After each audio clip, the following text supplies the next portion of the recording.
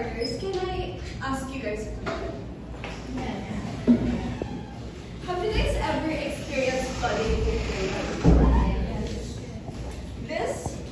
This area in this picture is particularly in my community. And this might be yours. In our city, inside Mariqueño, and if you ever live inside Mariqueño City, you know for a fact that flooding is not unusual for us to happen. Now, let's not deny, we Mariqueños very much love the flood. How and why do we love them? Firstly, classes get cancelled. Secondly, in a tropical country like ours, flooding is basically like an everyday blessing from the sky during times of rain.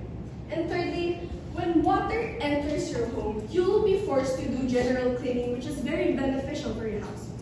Not to mention, our parents cook up very delicious and very comforting meals to suit the weather. Am I right? Do you guys agree? Okay. As a matter of fact, everything that I've stated just now might be agreeable for you, but it is the exact opposite of what I want you to think.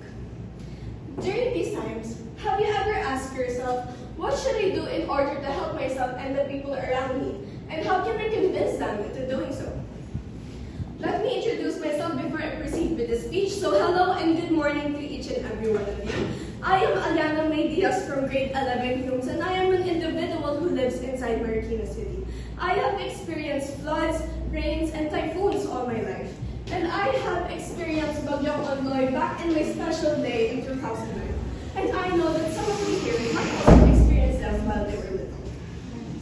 So as us individuals who are living in one community and are sharing the same experiences, I am here to talk about this occurrence, how it affects us and the people around us, as well as what to do in order to mitigate and to cope. When, where, and why do floods occur? Let me give you a little description about the 3 W's of the definition of floods. Let's make it short and direct. When do floods occur? Floods occur when continuous and heavy rain happens within a certain area. Where do floods occur? Floods occur along streets within a community with low or flat land. Why do floods occur?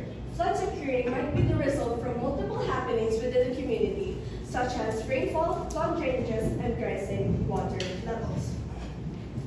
Now, since we do share the similarity of having an experience with flooding, we can't stop or avoid unwanted situations from happening.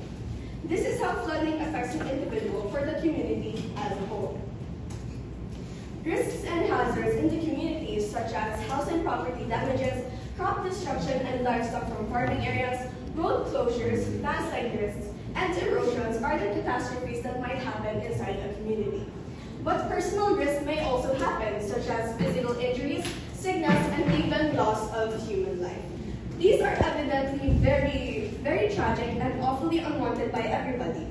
Though we cannot stop these from occurring, we can always prepare ourselves what to do during and after this event. As us Mariqueños who are familiar with flooding, we still need to take steps to ensure our safety rather than being laid back.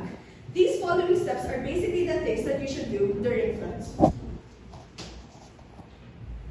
Charging your communication devices, preparing emergency baggage of food, clothes, medicines, and other essentials, stand by inside homes and lift up any appliances that might risk a hazard of electrocution, and being prepared for forced evacuation if ever it is needed. Now the flood has ended. Since you've already finished the steps during this occurrence and the rain has already stopped, let's head to what you should do after. Actions such as house cleaning, community cleaning, repairing or replacing damaged property, and checking up on loved ones for any predicted sickness or injuries are the things that you should prioritize after the occurrence.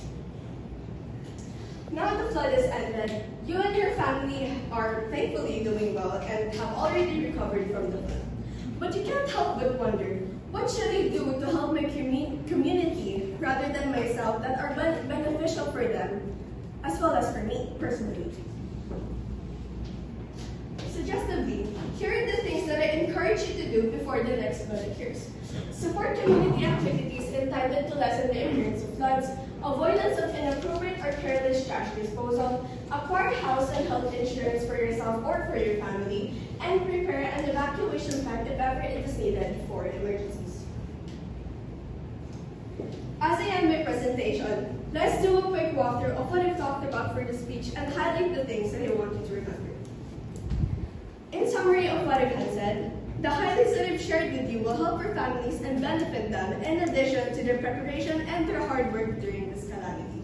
While you, yourself, will carry the knowledge of when, why, and where floods occur, as well as what to do in order to mitigate and to cope during these times.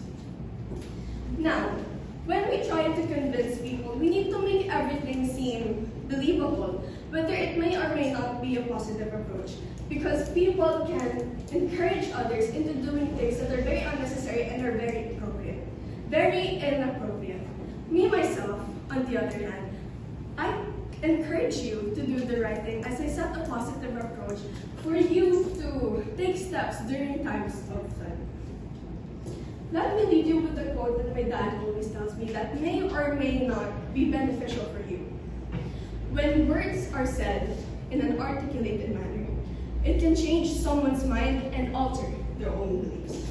This is the end of my presentation. I am once again Aliana Diaz from grade 11 Humes. Thank you so much for listening to me today, and I hope everybody has gotten a clear intention of my purpose for today's speech.